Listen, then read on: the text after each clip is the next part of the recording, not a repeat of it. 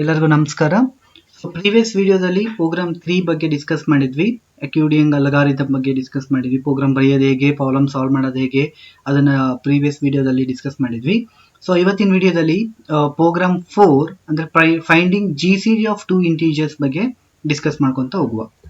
So first GCD ಅಂದ್ರೆ ಏನು ಅಂತ ನೋಡೋಣ.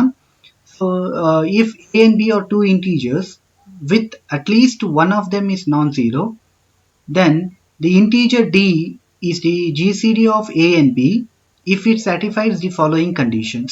So first condition ಏನಾಗಿರಬೇಕು ಅಂತಂದ್ರೆ d divides A and d divides B. ಅಂದ್ರೆ ಏನು, d is a common divisors for both A and B. Second condition ಏನು ಅಂತಂದ್ರೆ if C is any integer such that C divides A and C divides B, then C is less than or equal to D. ಅಂದ್ರೆ ಏನು, D is greatest common divisors for both A and B ಅಂತೇಳಿ ಅರ್ಥ. So ಇವೆರಡು condition ಅನ್ನು ಸ್ಯಾಟಿಫೈ ಮಾಡೋ ಒಂದು positive integer ಅನ್ನ ನಾವು GCD of A and B ಅಂತೇಳಿ ಕರಿತೀವಿ. ಅಗೇನ್ ಕೆಲವೊಂದು ಪ್ರಾಪರ್ಟೀಸ್ ಕೂಡ ಪ್ರೀವಿಯಸ್ ವಿಡಿಯೋದಲ್ಲಿ ಡಿಸ್ಕಸ್ ಮಾಡಿದ್ವಿ.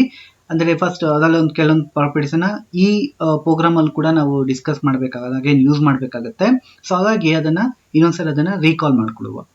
GCD of A 0, A is nothing but absolute value of A. ಅಂದ್ರೆ ಏನು, GCD of A, -1 sorry GCD of 0, -1 ಅಂತ ಇತ್ತು ಅಂತಂದ್ರೆ ಅದರ ವ್ಯಾಲ್ಯೂ ಏನಾಗುತ್ತೆ 1. GCD of 0, -11 ಅಂತ ಇತ್ತು ಅಂತಂದ್ರೆ 11 will be the GCD. So positive numbers ಮಾತ್ರ ನಾವು GCD ಆಗಿ ತಗೋತೀವಿ. ಸೆಕೆಂಡ್ ಕಂಡೀಷನ್ ಏನು ಅಂತಂದ್ರೆ, ಅಥವಾ ಸೆಕೆಂಡ್ ಪ್ರಾಪರ್ಟಿ ಏನು ಅಂತಂದ್ರೆ, GCD of A, B is nothing but GCD of absolute value of A, absolute value of B.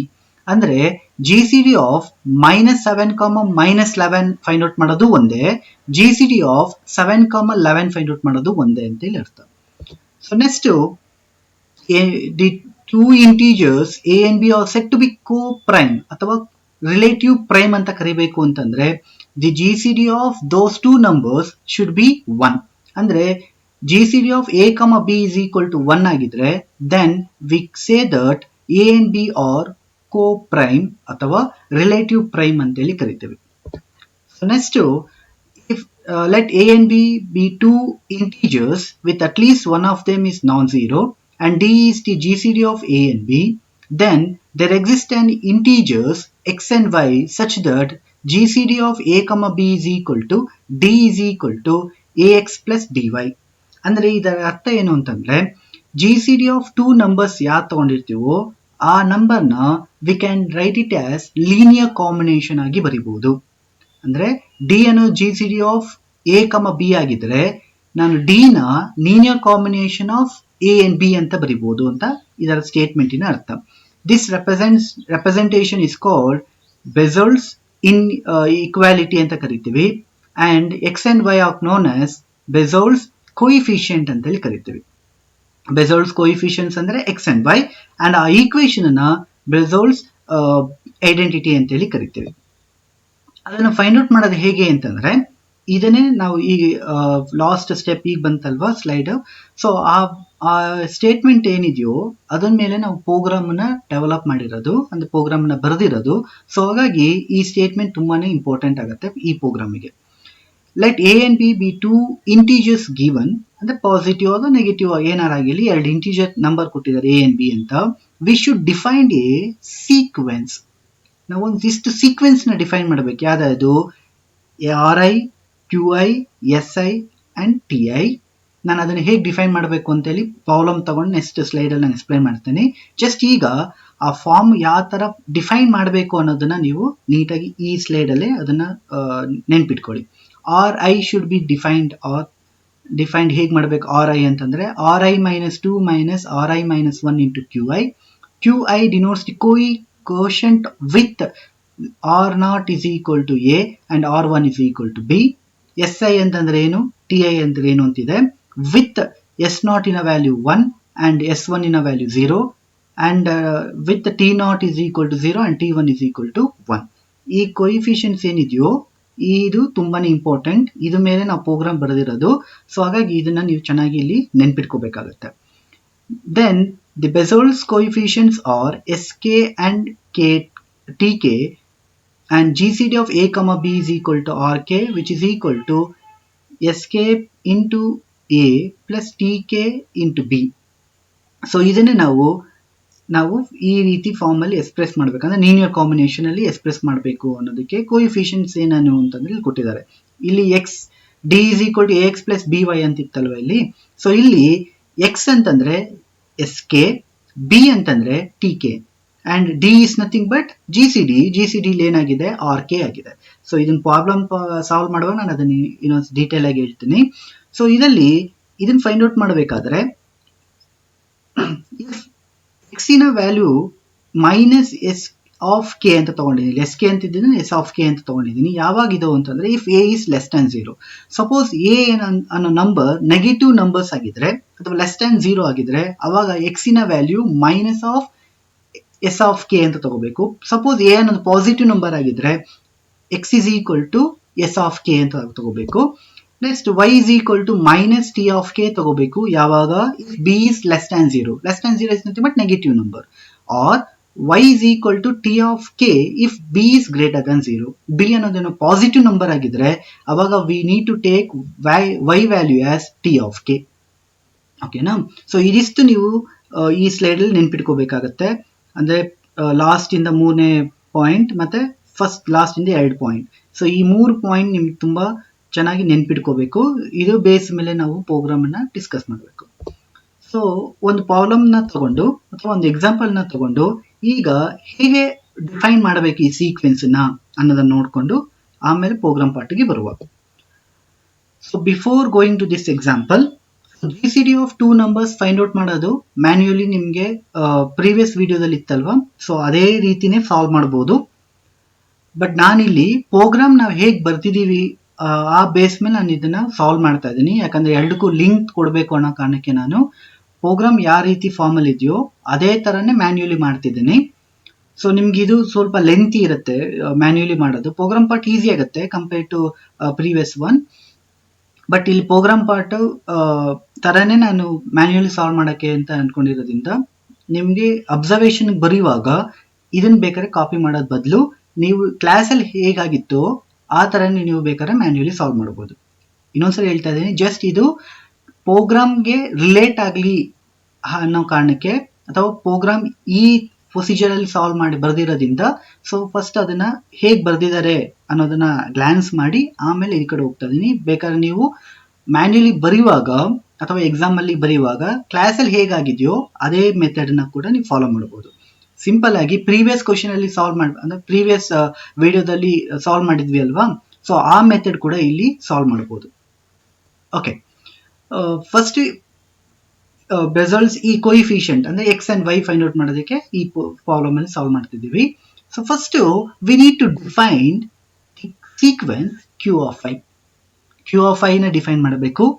Q of i ಅಂತಂದ್ರೆ quotient of R of i minus 2 comma r of i minus 1 with r of 0 is equal to a and r of 1 is equal to b. So ನಾನಿಲ್ಲಿ GCD of minus 12 and 20 ಕೊಟ್ಟಿರೋದು find out ಮಾಡಬೇಕಿರೋದ್ರಿಂದ ನಾನು a value 12 ಅಂತ ತಗೋತೀನಿ ಅಷ್ಟೇ. ಯಾಕಂದ್ರೆ GCD of a comma b is nothing but GCD of absolute value of a and absolute value of b ಆಗಿರೋದ್ರಿಂದ ನಾನು just ಅದರ ಪಾಸಿಟಿವ್ ನಂಬರ್ ಮಾತ್ರ ತಗೋತೀನಿ, ನೆಗೆಟಿವ್ ನಂಬರ್ ನ ತಗೊಳ್ಳಲ್ಲ. ಲಾಸ್ಟ್ ಅಲ್ಲಿ ನಾನು ರಿಟೈನ್ ಮಾಡ್ಕೋತೀನಿ ಅದನ್ನ. So R of 0 is nothing but A ಅಂದ್ರೆ 12, R of 1 is nothing but B ಅಂದ್ರೆ 20 ಅಂತ ತಗೊಂಡಿದ್ದೇನೆ. Next R of I find out ಮಾಡಬೇಕು. ಅದು ಫಾರ್ಮುಲಾ ಏನಿದೆಯೋ ಅಥವಾ ಡಿಫೈನ್ ಮಾಡಬೇಕಿರೋದು ಬರ್ದಿದೆ ಇಲ್ಲಿ. Next S of I find out ಮಾಡಬೇಕು, ಅದು ಕೂಡ ಈ ಫಾರ್ಮ್ಯಾಟ್ ಅಲ್ಲಿ ಇದೆ. Next T of I find out ಮಾಡಬೇಕು. ಇಷ್ಟು ಫೈಂಡ್ ಔಟ್ ಮಾಡಬೇಕಿರೋ ಅಥವಾ ಇದಿಷ್ಟು nth term of A sequence ಅಂತ ಅನ್ಕೊಳ್ಳಿ. ಸೊ ಎಂತ್ ಟರ್ಮ್ ಕೊಟ್ಟಿದ್ದಾರೆ. ಈಗ ಸೀಕ್ವೆನ್ಸ್ ನಾವು ಡೆವಲಪ್ ಮಾಡಬೇಕು. ಸೀಕ್ವೆನ್ಸ್ ನ ಡೆವಲಪ್ ಮಾಡಬೇಕು ಅಂತಂದ್ರೆ ಹೇಗೆ, we need to substitute the value for I. So ಐಗೆ ವ್ಯಾಲ್ಯೂ ಸಬ್ಸ್ಟಿಟ್ಯೂಟ್ ಮಾಡಬೇಕು. ಸೊ ಐಗೆ ವ್ಯಾಲ್ಯೂ 0 ಕೊಡಂಗಿಲ್ಲ. ಯಾಕೆಂತಂದ್ರೆ R0 ವ್ಯಾಲ್ಯೂ ಗೊತ್ತು, R1 ವ್ಯಾಲ್ಯೂ ಗೊತ್ತಿದೆ ನಮ್ಗೆ ಆಲ್ರೆಡಿ. ಸೊ ಹಾಗಾಗಿ we need to give the value for i is equal to 2. i is equal to 2 ಆದ್ರೆ Q2 ಆಗುತ್ತೆ.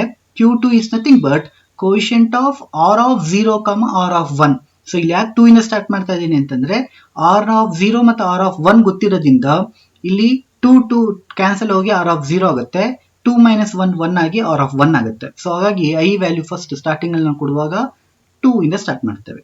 ಸೊ ಕ್ಯೂ ಆಫ್ 2 ಬಂದಿದೆ. So quotient of 12, 20 is nothing but 0. Next R of 5 ಒಂದು order ಆಗಿ solve ಮಾಡ್ತಾ ಇದ್ದೀನಿ. R of 2 ಏನಾಗುತ್ತೆ? R of 2 is nothing but R of 0 minus r of 1 star r of q of 2. Q of 2 ಇಲ್ಲಿ already find out ಮಾಡಿದೀವಿ. So ಅದಷ್ಟು value substitute ಮಾಡಿದ್ರೆ ನನಗೆ ಆನ್ಸರ್ 12 ಅಂತ ಬರುತ್ತೆ.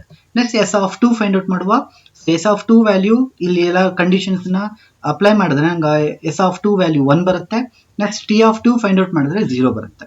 ಸೊ ಈಗ ಐ ಈಸ್ ಈಕ್ವಲ್ ಟು 1 ಅನ್ನು ತಗೊಂಡು 4 ವ್ಯಾಲ್ಯೂ ಕೂಡ ಫೈಂಡ್ ಔಟ್ ಮಾಡಿದ್ದೀವಿ.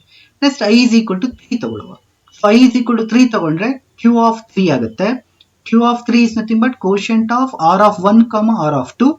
ಅಂದ್ರೆ ಈ ಫಸ್ಟ್ ಬರೆದಿದ್ದೀನಲ್ವಾ, ಈ ಈಕ್ವೇಶನ್ ಗೆ ಐ ವ್ಯಾಲ್ಯೂ 3 ಅಂತ ತಗೊಂಡು ಸಬ್ಸ್ಟಿಟ್ಯೂಟ್ ಮಾಡಿದ್ದೀನಿ.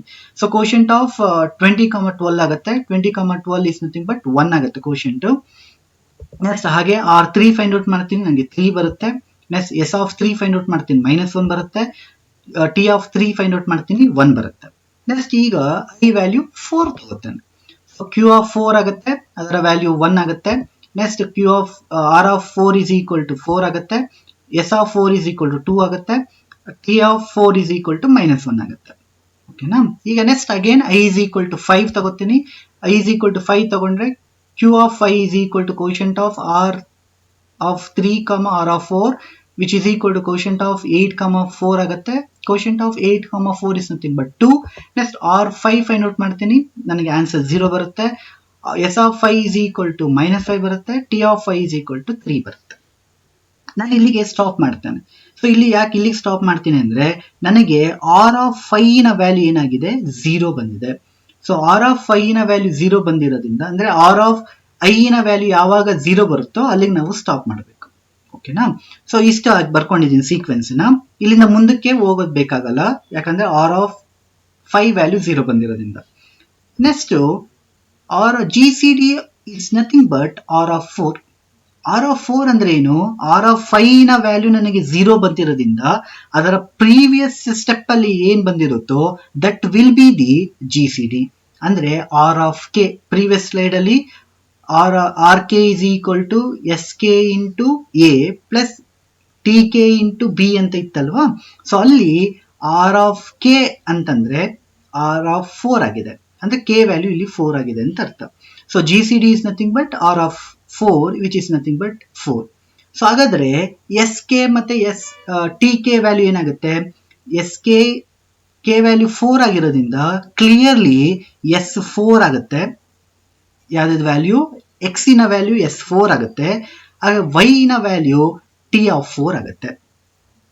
ಗೊತ್ತಾಯ್ತಲ್ವಾ? ಸೊ ಗೊತ್ತಾಗ್ಲಿಲ್ಲ ಅಂದ್ರೆ ಇನ್ನೊಂದ್ಸರಿ ಬ್ಯಾಕ್ ಬಂದು ಎಕ್ಸ್ಪ್ಲನೇಷನ್ ಕೇಳಿ. ಇದೊಂದೇ tricky point. G C D of R of 4 is equal to 4 ಬಂದಿರೋದ್ರಿಂದ ಇಲ್ಲಿ ಕೆ ವ್ಯಾಲ್ಯೂ 4, ಕೆ ವ್ಯಾಲ್ಯೂ 4 ಆಗಿರೋದ್ರಿಂದ ಎಸ್ ಕೆ ವ್ಯಾಲ್ಯೂ ಏನಾಗುತ್ತೆ? S4 ಆಗುತ್ತೆ. S4 is nothing but S of 4. T K ಇನ ವ್ಯಾಲ್ಯೂ ಟಿ ಆಫ್ 4 ಆಗುತ್ತೆ. T of 4 ಇನ value -1. Okay, ಗೊತ್ತಾಗಿದೆ ಅಂತ ಅನ್ಕೋತೀನಿ. ಸೊ ಈಗ ನೆಕ್ಸ್ಟ್ ಸ್ಟೆಪ್ ಹೋಗುವ. ನೆಕ್ಸ್ಟ್ ಸ್ಟೆಪ್ ಅಂದ್ರೆ ಏನು? We need to find the coefficient X and Y. So ಇದಿಷ್ಟ ಆದ್ಮೇಲೆ ಕೋಎಫಿಷಿಯಂಟ್ ಫೈಂಡ್ ಔಟ್ ಮಾಡೋದು ಈಸಿ. ಕೋಎಫಿಷಿಯಂಟ್ ಏನು? D is equal to X plus B Y. ಅಂದ್ರೆ ಏನು? ಬಂದಿರೋ ಜಿ ಸಿ ಡಿ ನ linear combination of A and B ಅಂತ ಬರೀಬಹುದು. Which implies 4 is equal to A star minus S of 4 plus B star T of 4 ಅಂತ ತಗೊಂಡಿದ್ದೀನಿ. ಇಲ್ಲಿ ಯಾಕೆ ನಾನು ಮೈನಸ್ ಎಸ್ ಆಫ್ 4 ಅಂತ ತಗೊಂಡಿದ್ದೀನಿ ಅಂತಂದ್ರೆ ಕ್ಲಿಯರ್ಲಿ ಎ ನ ವ್ಯಾಲ್ಯೂ ಏನಾಗಿದೆ? -12. ಎ ನ ವ್ಯಾಲ್ಯೂ -12 ಅಂತಂದ್ರೆ ಏನು? Less than 0. If A value is less than 0 then S K value ಏನಾಗಬೇಕು? ಮೈನಸ್ ಎಸ್ ಕೆ ತಗೋಬೇಕು. ಅದು ಕೂಡ ಪ್ರೀವಿಯಸ್ ಸ್ಲೈಡ್ ಅಲ್ಲಿ ಲಾಸ್ಟ್ ಇಂದ 2ನೇ ಪಾಯಿಂಟ್. ಓಕೆನಾ? ಸೊ ಅದನ್ನ ನೋಡ್ಕೊಳ್ಳಿ. So 4 is equal to a star minus s of 4 plus b star t of 4 ಅಂತ ಬಂದಿದೆ.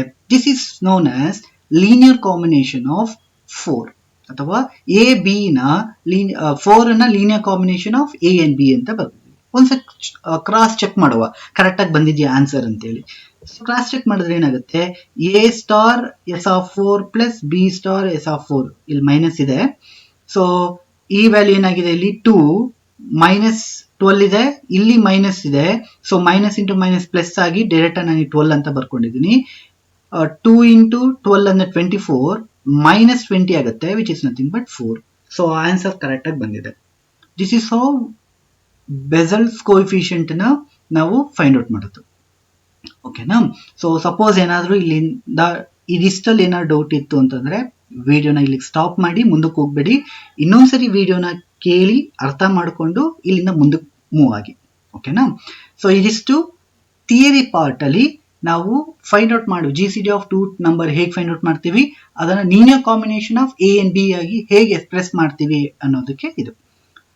ಇದನ್ನ ಎಕ್ಸಾಮ್ ಏನು ಪ್ರೀವಿಯಸ್ ವಿಡಿಯೋದಲ್ಲಿ ಇತ್ತಲ್ವಾ ಮ್ಯಾನ್ಯುಯಲಿ ಸಾಲ್ವ್ ಮಾಡೋದು, ಆ ರೀತಿನೇ ಮಾಡಬಹುದು. ಬಟ್ ಪ್ರೋಗ್ರಾಮು ಈ ಬೇಸ್ ಮೇಲೆ ಇರೋದ್ರಿಂದ ಸೊ ಅದೇ ತರ ಥಿಯರಿ ಪಾರ್ಟ್ ಅನ್ನ ನಾನು ಬರೆದಿದ್ದೀನಿ. ಓಕೆನಾ? ಈಗ ಈ ಸಾಲ್ವ್ ಮಾಡುವಾಗ ಕೆಲವೊಂದು ಅಬ್ಸರ್ವೇಷನ್ ಮಾಡಿದ್ವಿ, ಇದು ತುಂಬಾನೇ ಇಂಪಾರ್ಟೆಂಟ್. ಏನೇನು ಅಬ್ಸರ್ವೇಷನ್ ಮಾಡಿದೀವಿ ಅಂತ ಅನಲೈಸ್ ಮಾಡಿದ್ರೆ ಪ್ರೋಗ್ರಾಮ್ ಇದು ಬೇಸ್ ಮೇಲೆ ಬರ್ದಿರೋದ್ರಿಂದ ಸೊ ನಿಮ್ಗೆ ಕ್ಲಿಯರ್ ಕಟ್ ಐಡಿಯಾ ಸಿಗುತ್ತೆ. ಸೊ ಯಾವ ಬೇಸ್ ಮೇಲೆ ಬರ್ದಿರೋದು ಅಂತಂದ್ರೆ ಈಗ ಅಬ್ಸರ್ವೇಷನ್ ಮಾಡಬೇಕು. ಸೊ ಅಬ್ಸರ್ವೇಷನ್ ಏನೇನು ಅಂತ ನೋಡ್ಕೊಂಡು ಹೋಗುವ. ಫಸ್ಟ್ ಏನ್ ಬರ್ಕೋಬೇಕು, Q of I find out ಮಾಡಿ ಫಸ್ಟ್, ಅದಾದ್ಮೇಲೆ R of I find out ಮಾಡಿದ್ವಿ, ಅದಾದ್ಮೇಲೆ ಎಸ್ ಆಫ್ ಐ, ಅದಾದ್ಮೇಲೆ T of I find out ಮಾಡಿದ್ವಿ. ಅದಾದ್ಮೇಲೆ ಲಾಸ್ಟ್ ಸ್ಟೆಪ್ ಅಲ್ಲಿ ಆನ್ಸರ್ GCD ಎಲ್ಲಿ ಬಂದಿದ್ದು, R of 5 is equal to 0 ಬಂತು. R of 5 is equal to 0 ಬಂದಿದ್ದರಿಂದ ಆರ್ ಆಫ್ 4 GCD ಆಯ್ತು. ಅಥವಾ ಆರ್ ಆಫ್ 5 ಅಂತ ಇರೋದನ್ನ ನಾನು 6 ಮೈನಸ್ 5 ಅಂತ ಬರ್ಕೋಬಹುದಲ್ವಾ. 5 is nothing but 6 minus 1. So R of 6 minus 1 ಏನಾಗಿದೆ, 0. Next here we start with I is equal to 2 to find R of Q of I, R of I, S of I and T of I. So ಇದರ ಅರ್ಥ ಏನು ಅಂತಂದ್ರೆ I 2 ಕೊಟ್ಕೊಂಡು problem ನ solve ಮಾಡ್ಕೊಂತ ಬಂದಿದ್ದು. Next GCD ಏನಾಗಿದೆ, R of 4. R of 4 ನ ನಾವು can I write it in the form of R of 6 minus 2. So 6 minus 2 ಅಂತಂದ್ರೆ R of 4 ಆಗುತ್ತೆ. ಅದರ ವ್ಯಾಲ್ಯೂ ಏನಾಗಿದೆ, 4. ನಾನು ಯಾಕೆ ಇಲ್ಲಿ 6 ಅನ್ನೋದನ್ನ ಮೆನ್ಷನ್ ಮಾಡಿದ್ದೀನಿ ಅಂತ ಬಂದಾಗ ನಾನು ಪ್ರೋಗ್ರಾಮ್ ಪಾರ್ಟ್ ಅಲ್ಲಿ ಅದನ್ನ ಎಕ್ಸ್ಪ್ಲೈನ್ ಮಾಡ್ತೀನಿ ಯಾಕೆ 6 ಅಂತ ಬಂದಿದೆ ಅಂತೇಳಿ. ನೆಕ್ಸ್ಟ್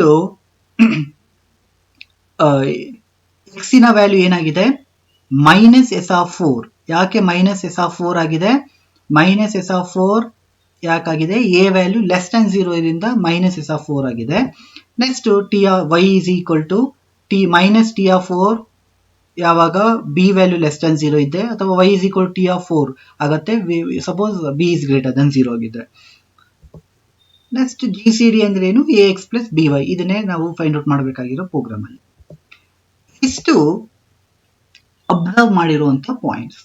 ಸೊ ಈಗ ಇದಿಷ್ಟು ಅಬ್ಸರ್ವೇಷನ್ ಅನ್ನ ಇಟ್ಕೊಂಡು ನಾವು we are going to write the program for finding GCD of 2 numbers and expressing those GCD in terms of A and B. ಬಂದಿರೋ GCD ನ linear combination of A and B ಬರೆಯೋದಕ್ಕೆ program ನ ಬರಿತಾ ಇದೀವಿ. Maximum ಆಗಿರೋದ್ರಿಂದ usually first comment kill all ಆಗಿರುತ್ತೆ. Next A value ಬೇಕು ನನಗೆ. ಸೊ ಎ ವ್ಯಾಲ್ಯೂ ಏನಿದೆ ಅದನ್ನ ಅಸೈನ್ ಮಾಡ್ಕೊತಾ ಇದ್ದೀನಿ. -12 ಅಂತಿತ್ತು, ಸೊ A: -12 ಅಂತ ಕೊಟ್ಟಿದ್ದೀನಿ. ಬಿ ವ್ಯಾಲ್ಯೂ 20 ಅಂತಿದೆ, ಸೊ 20 ಕೊಟ್ಕೊಂಡಿದ್ದೀನಿ. ಈಗ ಇದಿಷ್ಟಾದ್ಮೇಲೆ ನಾವೇನ್ ಫೈಂಡ್ ಔಟ್ ಮಾಡುವ, ಅಬ್ಸರ್ವೇಷನ್. ನಾವೀಗ ಅಬ್ಸರ್ವೇಷನ್ ಫಸ್ಟ್ ಏನ್ ಮಾಡಬೇಕು, Q of I find out ಮಾಡಬೇಕು. So Q of I find out ಮಾಡಬೇಕು ಅಂದ್ರೆ ಆ ಐಗೆ ನಾವು ವ್ಯಾಲ್ಯೂಸ್ ಕೊಡ್ಕೊಂತ ಹೋಗ್ತಾ ಇರೋದ್ರಿಂದ we need to express in the form of list ಆಗಿ ಅದನ್ನ ಎಕ್ಸ್ಪ್ರೆಸ್ ಮಾಡಬೇಕು. ಸೊ ಹಾಗಾಗಿ ಲಿಸ್ಟ್ ಆಗಿ ಎಕ್ಸ್ಪ್ರೆಸ್ ಮಾಡೋದಕ್ಕೆ ಕಮಾಂಡ್ ಏನು, ಕ್ಯೂ ಆಫ್ ಬಿಗ್ ಬ್ರಾಕೆಟ್ ಅಲ್ಲಿ ಐ. ಸೊ ಈ ರೀತಿ ಬರೆದ್ರೆ ಲಿಸ್ಟ್ ಫಾರ್ಮ್ ಅಲ್ಲಿ ಎಕ್ಸ್ಪ್ರೆಸ್ ಮಾಡ್ತಿದೀವಿ ಅಂತ ಅರ್ಥ. ಇದನ್ನ ಫೈಂಡ್ ಔಟ್ ಮಾಡ್ಕೊಂಡ್ವಿ. R of I find out ಮಾಡಿದ್ವಿ. Next S of I, T of I, ಈಗ ಇದಿಷ್ಟು ಫೈಂಡ್ ಔಟ್ ಮಾಡಿದ್ವಿ. ಸೊ ಇದಿಷ್ಟು ಫೈಂಡ್ ಔಟ್ ಮಾಡಬೇಕು ಅಂತಂದ್ರೆ ನಾನೀಗ R of Y, R of naught ಮತ್ತು ಆರ್ ಆಫ್ 1 ಫೈಂಡ್ ಔಟ್ ಮಾಡಬೇಕು. ಸೊ ಅದಕ್ಕೆ ನಾನು ಏನ್ ಮಾಡ್ತೀನಿ, R of 0 is nothing but ABS of BA ಅಥವಾ ABS ಆಫ್ A ಅಂತ ತಗೋತೀನಿ. ಅಂದ್ರೆ ಅಬ್ಸಲ್ಯೂಟ್ ವ್ಯಾಲ್ಯೂ ಆಫ್ A ನ ವ್ಯಾಲ್ಯೂ ಪಾಸಿಟಿವ್ ಬೇಕು ನನಗೆ. ಸೊ ಹಾಗಾಗಿ ಆರ್ ಆಫ್ 0 ನ ನಾನು ಅಬ್ಸಲ್ಯೂಟ್ ವ್ಯಾಲ್ಯೂ ಆಫ್ A ಅಂತ ತಗೋತೀನಿ. ನೆಕ್ಸ್ಟ್ ಆರ್ ಆಫ್ 1 ನ ಅಬ್ಸಲ್ಯೂಟ್ ವ್ಯಾಲ್ಯೂ ಆಫ್ B ಅಂತ ತಗೋತೀನಿ. ನೆಕ್ಸ್ಟ್ ಎಸ್ ಆಫ್ 1 ಕೂಡ ಬೇಕು ನನಗೆ.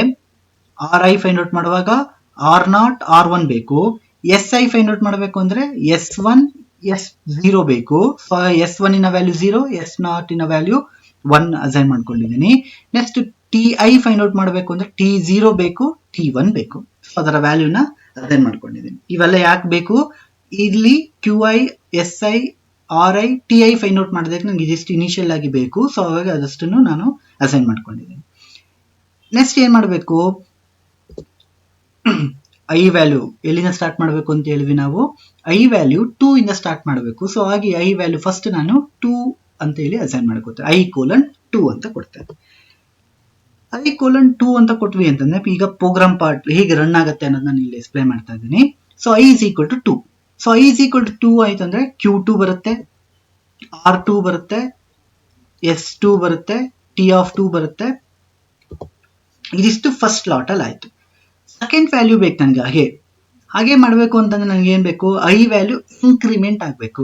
ಯಾಕಂದ್ರೆ I2 3 ಆಗಬೇಕು ಅಂದ್ರೆ ಒಂದ್ ಸ್ಟೆಪ್ ಮುಂದಕ್ಕೆ ಹೋಗ್ಬೇಕು. ಅದನ್ನ ನಾವು ಇನ್ಕ್ರಿಮೆಂಟ್ ಅಂತ ಕರಿತೀವಿ. ಅಂದ್ರೆ I=3 ಆಗಬೇಕು. I=3 ನ I+1 ಅಂತ ಬರ್ಕೋತೀನಿ. ಯಾಕಂದ್ರೆ ಪ್ರೀವಿಯಸ್ ಅಲ್ಲಿ ಐ ವ್ಯಾಲ್ಯೂ 2 ಇದೆ, ಆ 2ಗೆ 1 ಆಡ್ ಮಾಡ್ತಾ ಇದ್ದೀನಿ. ಸೊ 2ಗೆ 1 ಆಡ್ ಮಾಡಿದ್ರೆ 3 ಬರುತ್ತೆ. ನನಗೆ ನ್ಯೂ ಐ ವ್ಯಾಲ್ಯೂ ಏನಾಗುತ್ತೆ? 3. ಸೊ ಈಗ I=3 ಆಯ್ತು. I=3 ಆಯ್ತು ಅಂದ್ರೆ Q3 R3 S3 T3 ಸಿಗುತ್ತೆ. ಇದಿಷ್ಟು ಸಿಗುತ್ತೆ. ಸಿಮಿಲರ್ಲಿ ನಾವು ಇನ್ನೊಂದು ಸ್ಟೆಪ್ 4 ಹೋಗ್ಬೇಕು ಅಂತಂದ್ರೆ ನಾನು ಏನ್ ಮಾಡ್ಬೇಕು? Again we need to take 1 step increment. ಅಂದ್ರೆ ನೆಕ್ಸ್ಟ್ ಸ್ಟೆಪ್ ಅಲ್ಲಿ ಏನಾಗುತ್ತೆ? I=I+1 ಆಗುತ್ತೆ ಇನ್ ಜನರಲ್. ಹಾಗಾಗಿ ಇಲ್ಲಿ ಲಾಸ್ಟ್ ಸ್ಟೆಪ್ ಅಲ್ಲಿ ಇಲ್ಲಿ ಏನಾಗಿದೆ? I:I+1 ಬಂದಿದೆ. ಯಾಕಂದ್ರೆ ಇನ್ಕ್ರಿಮೆಂಟ್ ಆಗ್ಬೇಕು. ಸೊ ಇನ್ಕ್ರಿಮೆಂಟ್ ಆಗ್ಬೇಕು. ಇಲ್ಲಿ ಇನ್ಕ್ರಿಮೆಂಟ್ ಆಗ್ಬೇಕು ಅಂತಂದ್ರೆ I:I+1 ಅಂತ ಕೊಡಬೇಕು. ಸೊ I+1 ಅಂತ ಕೊಟ್ಟಿದ್ದೀನಿ. ಈಗ ಇದಿಷ್ಟು ಕೆಲಸ ಆಗ್ಬೇಕು. ಸೊ ಅದಷ್ಟು ನಾನು ಒಂದು ಬ್ರಾಕೆಟ್ ಅಲ್ಲಿ ಹಾಕಿಟ್ಕೋತೇನೆ. ಎಲ್ಲಿವರೆಗೂ ಮೂವ್ ಆಗ್ಬೇಕು ಅಥವಾ ಎಲ್ಲಿವರೆಗೂ ಈ ಪ್ರೋಸೆಸ್ ಕಂಟಿನ್ಯೂ ಆಗ್ಬೇಕು? ಆರ್ ಆಫ್ ಐ ನ ವ್ಯಾಲ್ಯೂ 0 ಬರಬೇಕು. ಕರೆಕ್ಟಾ? ಆರ್ ಆಫ್ 5 ವ್ಯಾಲ್ಯೂ 0 ಬಂತಲ್ವಾ, ಅಲ್ಲಿಗೆ ಸ್ಟಾಪ್ ಮಾಡಿದ್ವಿ. ಸೊ ಹಾಗಾದ್ರೆ ಎಲ್ಲಿ ಸ್ಟಾಪ್ ಮಾಡಬಾರದು? ಆರ್ ಆಫ್ ವ್ಯಾಲ್ಯೂ 0 ಬರಬಾರದು ಅಲ್ಲಿವರೆಗೂ ನಾವೇನ್ ಮಾಡ್ಬೇಕು? ಪ್ರೋಸೆಸ್ ಅನ್ನ ಕಂಟಿನ್ಯೂ ಮಾಡಬೇಕು. ಹಾಗಾಗಿ R5 ಅಂದ್ರೆ ಏನು? R of 3 minus R of 4 star Q of 5 which is equal to 8 minus 4 into 2 ಆಗುತ್ತೆ, which is equal to 0. ಅಂದ್ರೆ I ವ್ಯಾಲ್ಯೂ 4 ವರೆಗೂ ನಾನು ರಿಪೀಟ್ ಮಾಡಬೇಕು. ಯಾಕಂದ್ರೆ R of 5 ನ ವ್ಯಾಲ್ಯೂ 0 ಬರ್ತಿರೋದ್ರಿಂದ ನನಗೆ ಅಲ್ಲಿಗೆ ಸ್ಟಾಪ್ ಮಾಡಬೇಕು. ಅಂದ್ರೆ I=6 ಆದಾಗ ನನಗೆ ಈ ರೀತಿ ಪ್ರೊಸೀಜರ್ ಸ್ಟಾಪ್ ಆಗಬೇಕು. ಸೊ ಹಾಗಾಗಿ ನಾನು ಏನ್ ಮಾಡಬೇಕು? ಇದಿಷ್ಟು ರಿಪೀಟ್ ಆಗ್ತಾನೆ ಇರಬೇಕು ಒಂದು ಕಂಡೀಷನ್ ಫೇಲ್ ಆಗೋವರೆಗೂ. ಹಾಗಾದ್ರೆ ನಾವು ಯಾವ ಲೂಪ್ ಯೂಸ್ ಮಾಡಬೇಕು? While. While R of I-1 is not equal to 0. Do ಏನ್ ಕೆಲಸ ಮಾಡಬೇಕು? Q of I, R of I, S of I, T of I and I should be increment. ಒಂದೊಂದು step ಅಲ್ಲಿ ಬರಬೇಕು. I=2 ತಗೊಂಡು full find out ಮಾಡಬೇಕು. Next ಒಂದು step increment ಆಗಬೇಕು. ನೆಕ್ಸ್ಟ್ I=3 ಫುಲ್ ಬರಬೇಕು. ನೆಕ್ಸ್ಟ್ ಒಂದು ಇನ್ಕ್ರಿಮೆಂಟ್ ಆಗಬೇಕು. ಹಾಗೆ ಪ್ರೊಸೀಜರ್ ಮೂವ್ ಆಗುತ್ತೆ. ಸೊ ಹಾಗಾಗಿ ಇಲ್ಲಿ ನಾನು ಪ್ರೀವಿಯಸ್ ಸ್ಟೆಪ್ ಅಲ್ಲಿ ಆರ್ ಆಫ್ 5 ನ ನಾನು 6-1 ಅಂತ ಬರ್ದಿದ್ದೆ. ಸೊ ಆ ಕಾರಣಕ್ಕೆ ನಾನಿಲ್ಲಿ ಪ್ರೀವಿಯಸ್ ಅಲ್ಲಿ ನಾನು ಅಬ್ಸರ್ವೇಷನ್ ಮಾಡುವಾಗ 6-1 ಅಂತ ಬರ್ಕೊಂಡಿದ್ದೆ. ಈ ಲಾಸ್ಟ್ ಸ್ಟೆಪ್ ಅಲ್ಲಿ R5 ವ್ಯಾಲ್ಯೂ ಫೈಂಡ್ ಔಟ್ ಆಗಿರುತ್ತೆ. R5 ಬಂದಾಗ ಒಂದ್ ಸ್ಟೆಪ್ ಇನ್ಕ್ರಿಮೆಂಟ್ ಆಗುತ್ತೆ. ಅಂದ್ರೆ I+1 ಆಗಿ I ಅಂದ್ರೆ 5 ಆಗಿರುತ್ತೆ. 5+1 6 ಆದಾಗ ಮೇಲೋಗುತ್ತೆ. While R of 6-1 is not equal to 0 ಆಗುತ್ತೆ. R of 6-1 ಅಂದ್ರೆ ಏನು? R5 ನ ವ್ಯಾಲ್ಯೂ ಏನಾಗಿದೆ? 0 ಆಗಿದೆ. ಸೊ ಹಾಗೆ ಇದು ಫಾಲ್ಸ್ ಆಯ್ತು. ಈ ಫಾಲ್ಸ್ ಆಯ್ತು ಅಂದ್ರೆ ಲೂಪ್ ಇಂದ ಆಚೆ ಬರಬೇಕು.